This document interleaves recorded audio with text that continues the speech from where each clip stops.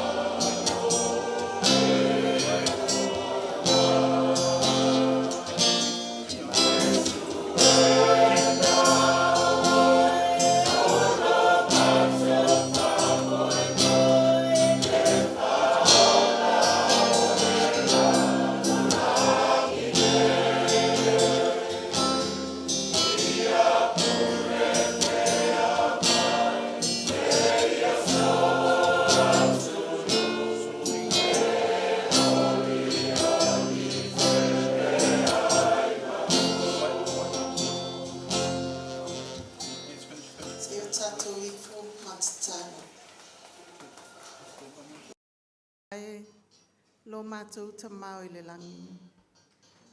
Le mai Yesu Keriso lo mātou ali i whaola. O lawa fio lava mai le amatanga e o atu lava i le ngātaanga. Le tua o e o nuu ma atu nuu. Le tua o Samoa ma le lalolangi atua. Le tua e ifo uma i ai tangata uma. Peifo le nei a fiafi wa o whanga poto poto lo a inga. Mātou te ifo. Ma whawhetaia lo wanga lei le ali e le tua. A wawa e taitai saunga le mu le ola. Ma le soifua o lo a inga. Wa mātou i ai le nei a fiafi. Mātou whawhetaia oe le ali e le tua. A wawa au noa se tala e afe. Po se tala e whanono ai o mātou tangata. O nao le leo le fia fia e alanga ina pea i te tono se o mātou ainga. Whaftai tele i lo walofa le ali ie. Wai maia le ola, ma le soifua o auna, le fionga i le taitai le wa e tusi a au i ai, e whafoia le sa o Samoa i le nei paia inga. Ai mai se le au waa filifilia le ali ie wa e filifilina. Lātou te taitaia se o mātou atu nuu. E vivi i ai o mātou loto i la ua fio, mātou whawhetaia lo wanga lei. Whawhetai tele le li e le tua i lau foai o mātou tangata. Wa ai ma ona o feinu o mali lie. Ale mana vaino leo ke sene poina mai la au le li e. O mea alofa whanatura ia ma mana o la ua fio wa e foai. Mātou te o lai au mātou iei le nei si o manga. Whawhetai ta mā ua mātou wa ia le ngā ngaifo le la. Ai anga i mai le pōngi sā o ngā luenga mamana ia ua au. Whawhetai tele le li e le tua. Mai le sāwalinga umi na sāwawali ai lo a inga le li e. Sa tele whawhita uli o leo langa whetai ai mo mātou tangata. Petai ane sa eta i mua mai mulimuli. Le li e wa fuai o na e manuia o mātou whaiva le li e. Peo na mātou iai le nei a fiafi. Whawhitai le whasoa mai o nisi o na le li e. Whailoa mai o mātou tangata. Le li e o lofina ngalo e alai whaperwhetanga, le li e peo na iai lo mātou a inga. Whawhetai tele le atua i lo walofa, whawhetai le au tatalo, o lātou tatalo pea i le au ma le pō, taimi uma le li e, a waina ia i umanuia, whai ngā whirwhilinga a lo atunuu, o mawai mea uma ma le file mu, whawhoi ai pea le vi inga i a te oe.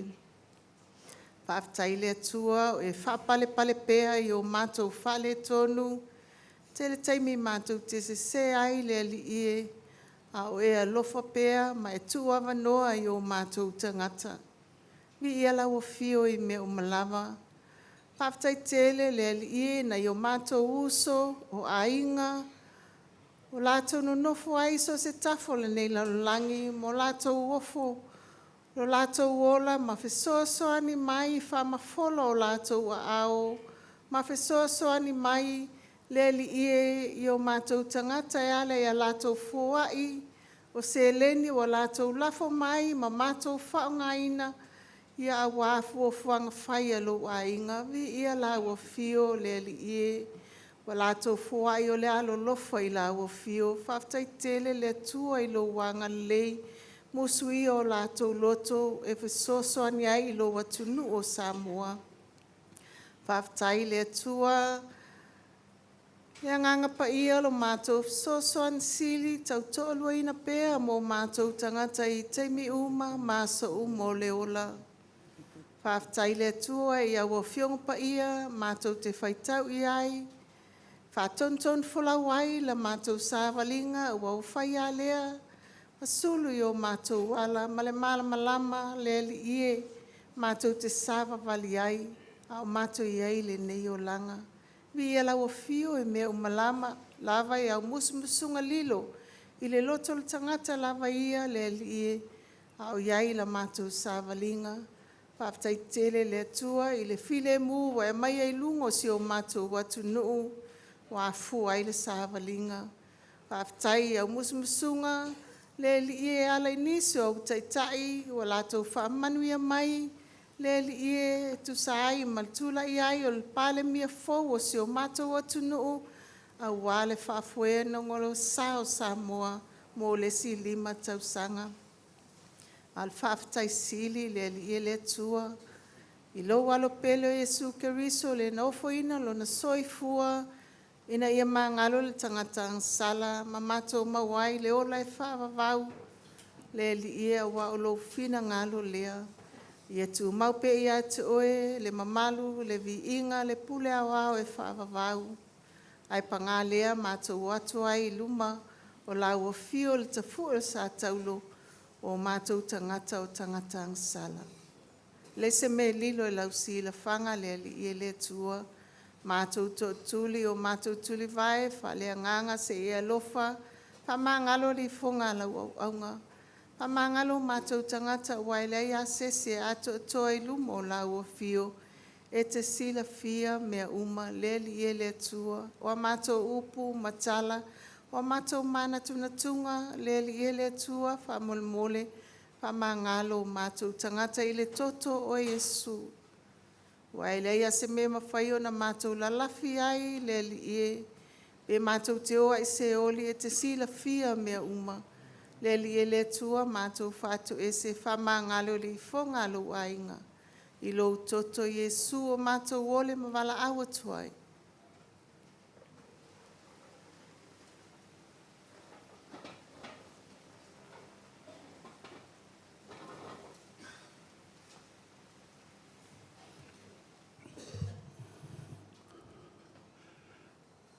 Le atua whaafonga te talo le nei a fiafi. Wai whaafonga ina le mātou whaafitai, ma le mātou whaatou i senga le ri ie. Oi o le atua e te whaafonga ina o mātou leo, te langona ina le tātā o mātou whatu le ri ie. E te sila fia o mātou manaonga i o mātou loto, o mātou mana o ngā lilo le ia le aise me le sila fia e lau fio. A wā oio le atua na e whaia le tangata, e te mana malama fo i le ie, i au ngā luenga mamana na e whaia lo mātou atua. Nei a fiafi o utu lai e wha leo mātou mana o ngā lo mātou tamā. O e lava o le atua na whitalaila upu le ie, a iai se mea mātou te mana na o ai mātou wole atu i lau fio, Yesu e ala i lau suafa. Nei a fiafi le ie o mātou tu inatu i lau fio mātou mana onga. Wea si la fia si o mātou atunu o Samoa le ie. Wai umanuia lana whainga filifilinga lo mātou batua, ona o lau file mū, o lau a au e le whaapupuina i a Samoa, ai maise o lau pule ao le ia i manatu o filifilinga malangona o tangata uma lo mātou batua. Peita iane lo mātou tamā whaaftai tele lo mātou batua. Wai ule whainga filifilinga Samoa lo mātou tamā. O mātou wala au i lau wafio, ia iai lo file mū, ia iai lo manuia i lunga i a Samoa maona tangata le atuai. Mātou te talo i lau wafio, ia iai lo manuia i a Samoa maona ele, o lona si o manga, o na vai tafe le ie, o la au so se mea o lo ola i lau whanua o Samoa. Le atuanga le lei wha manuia lau wafio lo mātou tamā. O te talo i lau wafio anga le lei, i le ao lo mātou mano, mātou te talo i lau wafio i a pule le file mu o lau wafio i lona loto le ie. O te talo le ie i whai unga na te whaia, i a whaia mea uma i le ava, ma le matau i a te oe lo mātou watua. Mātou te talo i lau wafio, Whaafualoa lona soifua, iai lau whaamalolonga ia te ia lo mātou watua. Whamanuia fo'i taitai o sio mātou watunu. Whamanuia le ia i o lātou manatu, maua le tō whaa ma le whautanga mai a te oe. E tausi ai Samoa i le file mū mai lau whio. Mātou tuina atu nei a fiafi lo mātou watua. Taitai o e kālesia uma mau au auna le ia o lo tala whauto i lea whatawhai taulanga, ma lea whatawhai taulanga le ia. Lea tuwae o au auna na e totofi le ia. Wau te talo i lau whio i e iailo manuia, au ana i mamae lau whau unga i a te lātou.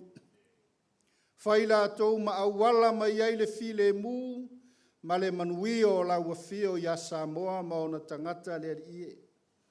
Nei a fiafi o mātou mana tuaina le ie. Nei o mātou ainga e whai malanga mai atunu mamau. E moli mauina le ie to e aso ma le whai ngā whiliwhilinga lo mātou atunu. Le atu wae wau te talo i a tausi i lātou lungo le ea o sami ma le lau ele ele. Mātou wheloa i fia i le vi inga o lau fio lo mātou batua. Pangālea lo mātou tamaa. O mātou mana onga whapitoa nei pō mātou tuinatu i a te oe. Le whainga malo whiliwhilia e lau whio. Le whainga malo fau atu lai mai e tau ave Samoa le ie. Le atu wae o mātou si ti atu i lau whio lo mātou taitai. O leo atu si a ao i ai lo mātou ainga le ie.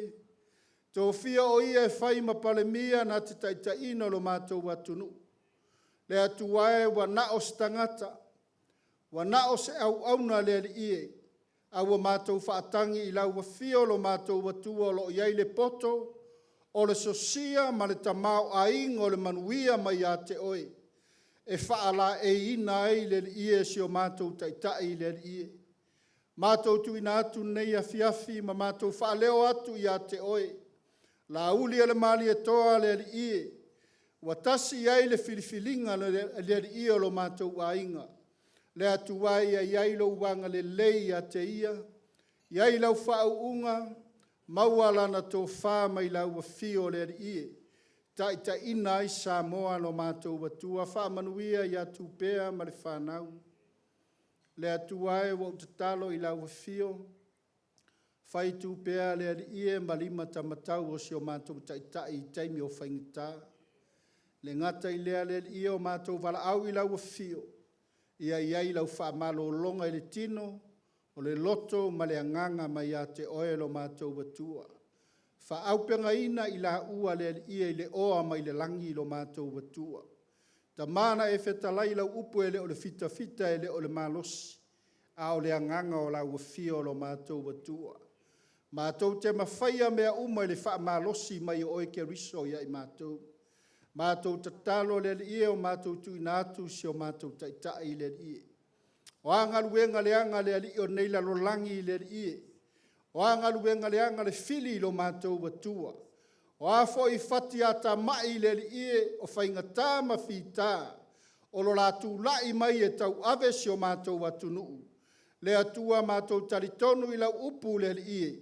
Tō lau wapi a ngelu le langi e si o mia e matatau i lau whio le ie. Whātu lai e lau whio se au auna e matau maawa i a te oe lo mātou watua. Wau te talo i lau whio te whātu lai i lau au auna e alofa i a Samoa. Ma ona tangata lo mātou tamā. Whamanuia lau whio. Sui whaipule uma le ie o watu lai o lo mātou ainga le ie. Wa whili mai o lātou i tū malo. Tai tasi lo mātou watua. Whaatau waa o mātou tangata le ie. Ai mātou te wha moe i a te oe o le atua. Mātou te mawhai ai mea uma le ie. O mātou mana o ngā uma nei pōwa e sila fia le ie. E le mai loa e tangata le mana o ngā lilo le tasi lo mātou watua. A wale aise mea ngā tia i lau sila whanga lo mātou tamā. Nei a fiafi wa te talo i lau a fio. Whamanuia o mātou mana o ngā uma le ie tutono nei whale. O a mea whaingatai li tangata lo mātou watua le aise mea whaingatai i lau a fio. O oe o le atua na e whai maila upu e te loto i au tangata e le manuia, a e le o le malaia lo mātou atua. Whamanuia au tangata uma u whaatasi mai tono nei whale. Whamanuia si o mātou ainga uma le whaatuatua i le atua Samoa watasi. O lo o papa ao le ia i atu nu e fio le nei lalolangi i lo mātou atua. O i lato umana lato wanga le leile nei wha moe moe le ie. O i lato umana lato foa i le ie ono le alolofa i a Samoa maona tangata. Le atua i atoe wha manuia atu i ate i lato. Ia malolo ina Samoa i mea uma i o ao lo mātou atua. Se taimi fo ele nei po a mātou momoe ma mātou malolo. Ia mātou momoe le file mua o la wafio. Se taimi mātou whaalongo i la upu le ie. Ia whailea ma whaasili ngā malosi. Whaatupu ai lo mātou wanganga fia i a te oe ala i o mātou tiute. Mo mātou whaiva ua wala awina i mātou. Anga lei mai lau a fio le nei a fia filo uswafa Yesu. Amen.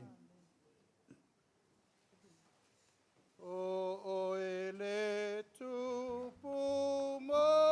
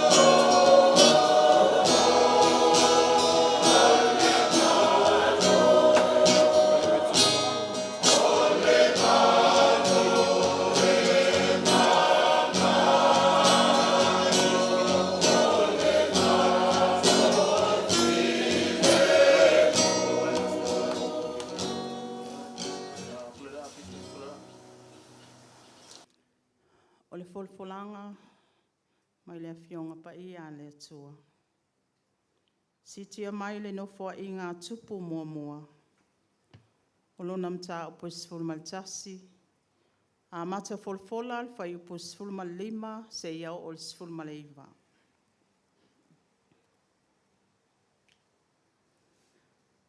Na o ifo le to atolu, na le to atolu ngā fulu, o e o sili. Wa o ia tā vita, i le papa, i le ana o atulama. Wa tola wapi foi, o aua Filistia, i le vano o Sarafa. Sa iai tā vita i le olo, i ia o na pō. O le leo leo ngā foi o Filistia, sa i pete le ema i ia o na pō. Ua mana o tā vita, ua whape ane. Tafia inu vai i le vai eli o pete le ema. O iai le whaitutoa. O na osfa ia ai lea o le aua Filistia e ia tangata e tōtolu. Ma ua la tō utu ai vai le vai eli o pete le ema. Ua i le whaitutoa. Ua au mai, ma ua avane ia tā vita. A ua le mawhaitai, a ua li lingi atu i lea li. Ua whapea o ia, lo ua tuwai, ia mamao ia te au o na whaia o le nei mea. O te inu ea le toto nei tangata e na to ai. A wā na o to ai i la tō e au mai ai. Wa ia le mawhai o na inu ai, o mea ia sa whaia e ia toa e toa tōru. Pa amatala loto le anganga o le atua. I le fola ina o le afionga pa ia le atua. O se fuai upo te fia whao ngā ina, i le whaitaunga sa o whaitauina. I le mua no fuai ngā tupu, mata upo sifuru maltasi, a o lona fuai upo sifuru malvalu. Ua whapea mai, ua la tau tu vai le vai eli bete le ema. Ua i whaitatoa, ua au mai, ma avane ia tā vita. Ma ua le mawhai e tā vita o na inu ai, a ua li lingi atu i le atua. Le paia o le tātou a inga, ua mai e o na tātou sāvalia le ala. Ua umafoi o na tātou la asia le vasa. E iai fo le taimi, sa o tātou malanga ai le ea. Se ia asia le atuli manu ma le atuli manu le ke lope. O fu e sua vai mai ai le mamalo Samoa. E ala i la tau tautua ai tau malele mo Samoa. A o le savalia o le ala, ma le ausia o le vasa, talo whae le whaingofie. E ngā o le ana na tātou ui ai, e a ei maunga a ifo i vanu. E so wā fo i le vasa, na tau pe au mai ai le fōlaunga. Na matangia foi i lunga o le ea. Ai sea, ina nei fesili ane Samoa, po fea sa e utu vai ai. Ai ai lava le mea na o mai tauina, ha o tātou savalia le ala. A wā se whaalau i loa mo Samoa mo le tā anawatau. Sa usu whaalo alo lava le paia ma le malo i tū malo ta i tasi. A o ina tapa ipu, i tapa au maainga. Ma tau mawha awa tu la whale, o na saa lea ai le tau mawhaina. O le whaafetai i le atua, ua tau nuu i whanua le malanga, ma ua tau lau o le whaamoe moe. A o le fai mai le moli mau o le tusi. O le tupu sa momoo e fia inu se vai mai le vai eli Betelema. Ai wa au mai le vai ma avane ia tāvita. Ai wa le mawhai e tāvita o na inu ai. A ua lilingi atu i le atua. O le fesili il tātou ainga. Ai sea. Tā lofa i le tauti ngā o le tau le lea. Na o se itali le mana o le tupu. Se vai se itali le ngā lala o tāvita. E ngā oa le ala na savalia. Sa timu ia malaina i le ala. Ha e maunga i foi vanu. E mo moe i le ala na uia. Ai pangalea. Na au mai le vai tu watu ia tāvita. Ai ua le mawhai e ia o na inu ai. Ai ua lilingi atu i le atua. O le ase tā ua, o le mea ua whai e tāvita. O le tali le tātou ainga. O le tō whā le tupu. Na toi whā foi i le atua. O le upumoni. E le whaatauanga vale. Pe manatu mā tāvita. I le tinga ina o e na utu mai. E le ipongi sa foi a tāvita. I whi tā ma whainga tā o le ala na uia. O e na o. E pele ia tāvita o na tangata na o. Na o matino ma le loto le tupu. Tangata ia na o e utu vai. Ana sila fia le leie le tupu. E le o se maalosi o e na o. E le o se ilo fo i po se tomai o e na o. Na fua ai na e malo le sa ilinga. Ma mau ai malo le malanga. A o le atua, na mua mua, ma muli muli i e na o.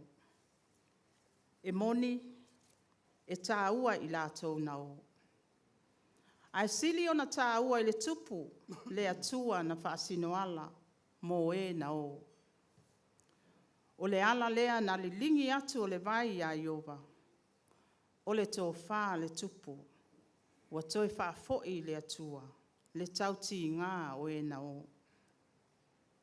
Wa toi wha foi le atua le afu, na le lea i le ala, o e na o. O le atua, o le whai mai ai tāvita. O le atua e malie ai lo mana o i mea lei. O le atua e leo ia te oi mea leanga umalava. O le atua e leo i lo ulu fafo ma lo ulu fale. Ai a mata mai lava e o i le whavavau. Le a inga o le whaatua i le atua Samoa o tas. Ma Samoa ua potu. E le ngata i Samoa nei. Ai whapea fo i tafa e fia o ke lope. Ua uma o na tātou sāvalia le ala. Ua e sila fia, ua tātou iloa fo i fita o le ala. Na tātou utu vai le vai puna, ma vai eli o Samoa. Ua mai a fo i o na whaali le finangalo le atunu. E ala i lana whai ngā filfilinga. Ma ua tu ina mai le whaatua tuanga Samoa i o tātou tau au. O le ala lea o le tātou poto. Le neino fuanga i lea fiafi ma lea fiafi. Se i whai se tala, ma se i langi se pese i le atua. Sa whaatau lea i le ala mō oe maa. Mō Samoa. Se i toi whaafo i le tō wha le tupu i le atunu. A wae le o stai loa, ua mafuai. A o le sila fia o le atua. E le o sa tā mālosi, a o le mālosi o le atua. E moni lava, ua tatala e le atunu o na vai eli ma o na vai puna. Tātou te utu vai ai. Ai sili o na tātou tu vai whaatasi ma le atu nuu i le atua. A wā o ia o le vaiola. Ua whetalai Iesu o le inu i le nei vai, e le to e fia inu ia. A o se fia inu le vai, o te abatu ia te ia, e le to e fia inu ia e whaavavau. Le pa ia o le tātou vaenga whaapawhai la o fionga le taita. O le o to e tele ni aso, ai whaala e ina i tātou i tofinga. O te tofi ai tātou i le tātou wala a wina a wā Samoa. O le tua lalo ma le whaaololo maau o le whailaunga. O le alava le maualunga o tofinga o le a whaala e ina ai oe ma tātou. Ia atili ai le maualalo lo loto. Whaatino ai le au nanga mo Samoa. Whai mai le matua, ua au mai le vai. Ua tu watu ia tābita, ai ua le mawhai e ia o na inu ai. A ua lilingi atu ia ioba. Amene. Lea li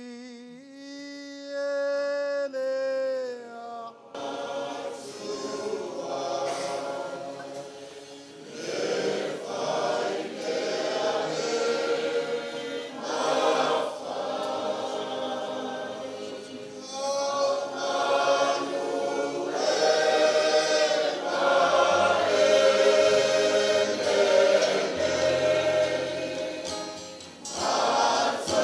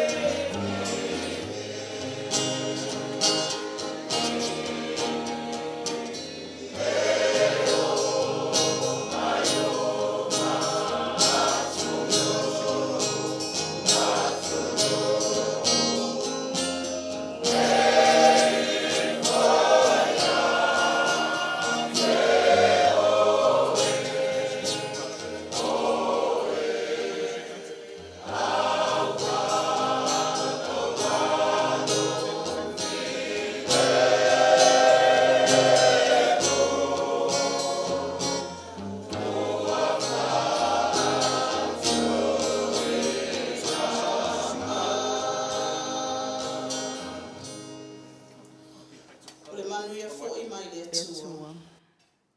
O loo sisi lava I mea umai manatu iai. E leo leo ina ai o tau loto a toa ma o tau mafaufau. Ia Keriso Yesu. Amene. Amen.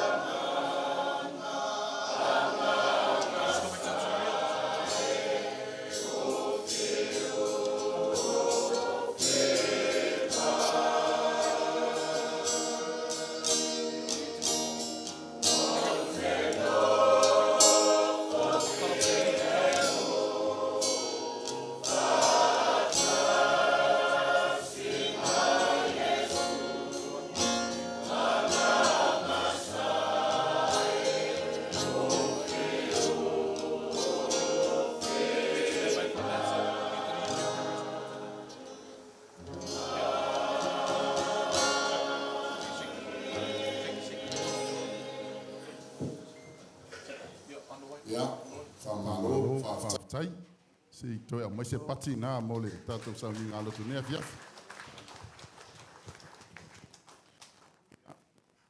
manatu o leo wa fa fonga le langi le taulanga molia taulanga fa tai fa manu mal fane tanga sulai le alofa malanga leo le tua ya leo wa tatou mafuai ona tatou mafuta mafatasi le nei fiafi ona lona alofa tu noa.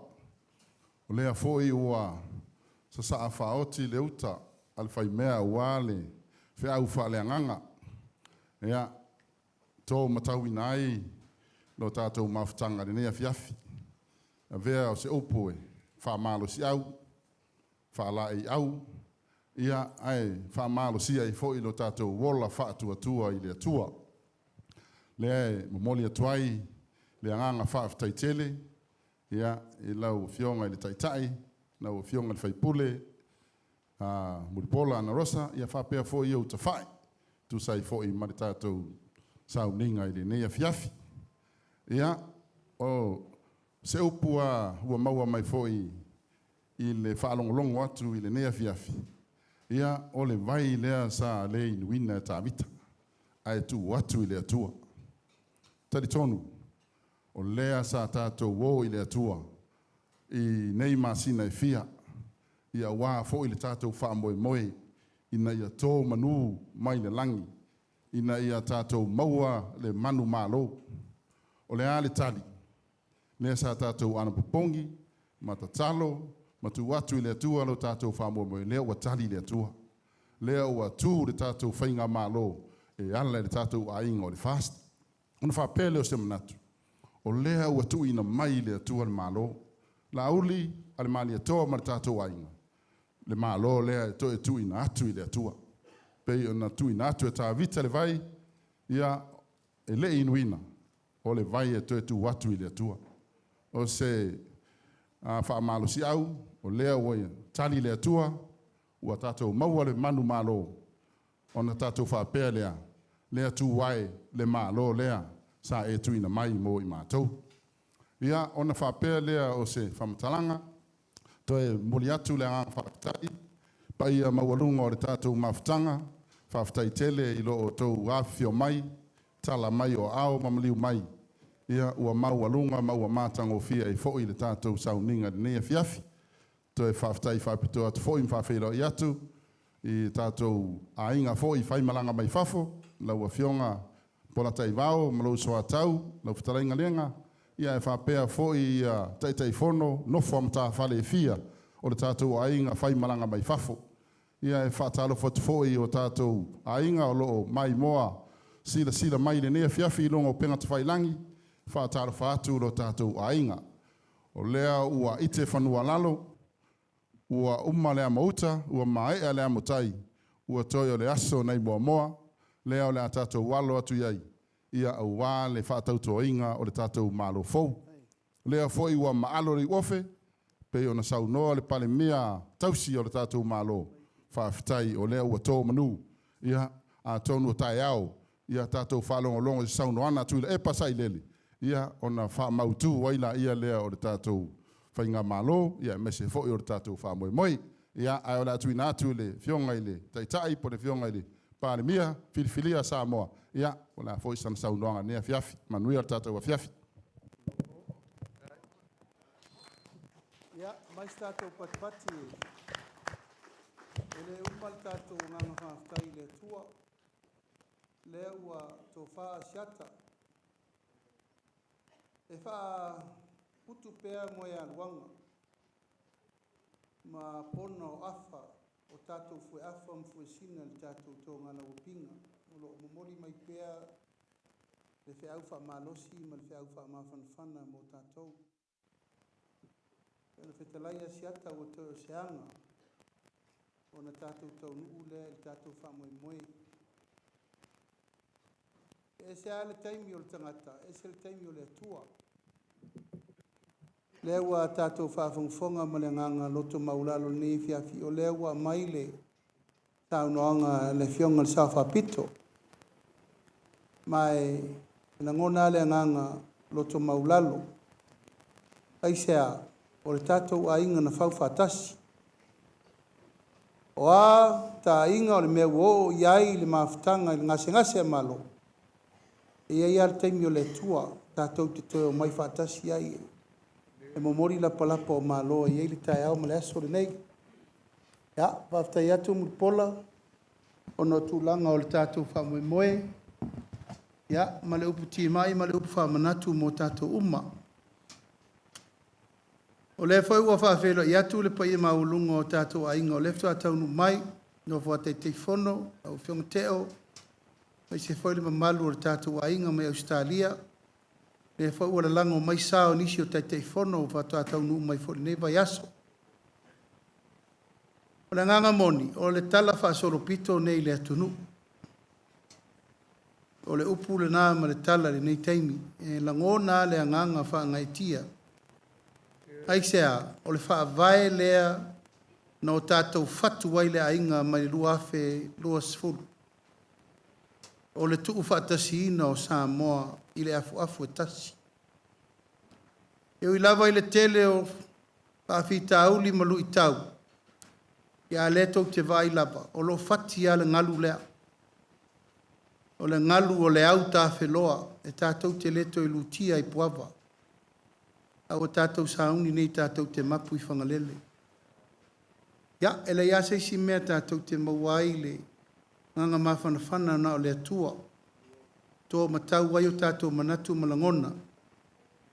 Taita ina ili tātou savalinga ia nei male lumanai. E whamalo atu tātou ainga atoa, tātou au tāpua i foi. Tu malo e fia, mai se sa mau poto, pa ia inga matama, tama mainga. Usonga tu mo mapule i tu au mala tau ainga ili taima le vaa o fonti. Ia o le nei lava ua o tātou o mai le tātou wa whiawhere nei. Tātou te whaitapua inga. E mai eu foi le lofo le tua mal tu e whao popo isi aso e whao le tātou tapua inga. Aisea, tātou te nono pe manu. Tātou te talo pe i le tua o a nisi whaafita uli o fotu mai. Ia ilona mana e o ia ini mea o tātou le mautonu ai. Ai momori le nganga whaafitai, tāpenanga umalava o le tātou maafitanga, o tō umale au ngā sese, le au tautua, ia o le angatonu, le au whai mea ai, au skula ti, ma lo tō uma o lo tautua ina le tātou ainga, e mai se whale tali mau o le tala i whawhenga inga tau langi, ma le pai ainga matapa au, ia, na o le nganga lava o le whaafitai atu. Whaftai whapitoa i tu malo sa tātou whiloa iana le la. Whaftai le maa aumal milmusia e ala i tu malo uma na fio mai a ana muamua e a sa fata muamua e a tainane fo i lo tātou i tu malo palauri muamua. Ia, onu mela muamua umal nei aso. Pei whatu langa umalava mo le whamoe moe. Ai fo i o lesa tātou mafuta fia ma le pela tusi o fono ao tō whaafonga fo i tāpenanga ia paima viinga o le tua. E aso atai ao ia ngai mai le pela tusi ao al kāpeneta ia whai fo i tala ma le upu. tā ua le tātou malamalama mo tātou tāpena pena. Ia, o isi tūlanga uma, e watu pēa le whaamalosi mo tātou, e lo vai aso le nei lela ata pena ili toi whaitaunga o pālota. Nisi o tātou, ono sa, it's all part of the process. Lava le on sa. O le taurumanga lava i o le whaasolongo me o lo tāpena le ofisa o whainga pālota. Ia voi nisi mea o lo anga i mai tūlanga o whaamsinonga, tātou tala, ono sa. Tātou tāpena pei tūlanga uma mo le whaamoe moe. Sa ua le aso malona ai ma le tāpenanga wa uman tāpena. Ai mori le anganga whaaftai tele i nai tātou lo ia. Ia malatou o lo ngafa ma le tāpena ino ni mea uma mo le tātou whaamoe moe. Le aso atai ao, ia e amata tātou fo il tātou maaftanga le tūlanga masani, te i tātou vaifo le talo le tau. Fua le tau, tātou whaamalustino pe whai pele ai. Ia e whai mauru uru, ia tosol pito ia le tangata ia ma whaawol miti. Se tātou mai e pati tātou wangatonu ma whai tātou avale tau maftanga o le tai ao. Ien whaasolo le longo ina mai au e tolu fo isi tu malo e tau nu mai tai ao. E ina inisi o whaurulungo malo le lalulangi tau nu mai nei, whai mai nit fono ma le sui o le malo Amerika, ia e wale mwhaintau fiofi e fio mai pia filo e mai tātou wainga. Ia a o mea umalava, ia o tāpenanga mo tātou whamoe moe. Whaftai atu lau tō komiti whata, ma lau tō komiti o tāpenanga o tātou wasinga. Whaftai fo i whafonga o tātou wainga, whawhalopurunga, ia whape fo i le au te uoloa mo le whamaupopoina. Whawhetai mo mea umautu ina atu i tamao le tunu. Awana i ngalo, o le sau mo lia ma mea uma tele i tātou whamanuiang. Ena ma mo lia i le au mo lia wale fionga le au malu le malo. E nane le sunga le mali toa ma le fionga atu pua tamsese. Tai au i a whaasopo atu i nai tama whanau, malo ma whanau i o i manaonga tu mau. Amo victim support, mai tai sa monike. Ia ma watu i oi mapu i whangalele. Ia ma whaaso o atu ai i tātou te itai o e kālesia. Tātou me masan. Ai whau masoloi tau me ai. Tufa ina atu le maa au mal milmisia o i tu malo ia na awhio mai le so. Ia le nei aso. Ia la tātou walo e tari sua. Tātou supo moa sa moa le nwhaine le auti. O le mau keni mai whaleasi. A le moa mai sa whata. A le talo mai a le sa. Ea no tau sisila la iai le alofa o le atua i whamanuianga mo tātou ainga. Ma eu le alofa o le li e ala i fua wha e le leanga o loo mai. Tau si el tātou tō ngā lau pinga. Ia, manu te reina le e fiafi, tātou wheloa i fo il tātou lotu wabeao. Tātou talo si ai le wha amataina o le tātou waso a tai au. Ma manatua o tai au o le tātou whono talo. O lo iai fo i se tasi o apostolo. Sa latu le mato malanga le tāpenanga o le pālota lua whelusu tasi. Ai li fo ai nai Australia fai fo ilana whamanuianga mo le tātou ainga a safo. A via. Ia o lewa ave iai le avanoa. E su mai tai au. Ia e fai fo isana upu whala e au mo tātou. Tō matawina o mai tātou le tātou au whiwhiria. Ia e mai se le whātulangana o le tātou tō ngala o pinga. Ia manuia le whainga malo longo le ne fiafi. Pai o le tātou ainga. Oi fo inisi tātou te whātasi nei manisi e tō tōmuri atu. Ia vai le awala ma le whaamai ma le pesi o furu. Mai se le tanki fiva ina ia maua persaunga le mu mo tātou. Ia manuia le fiafi.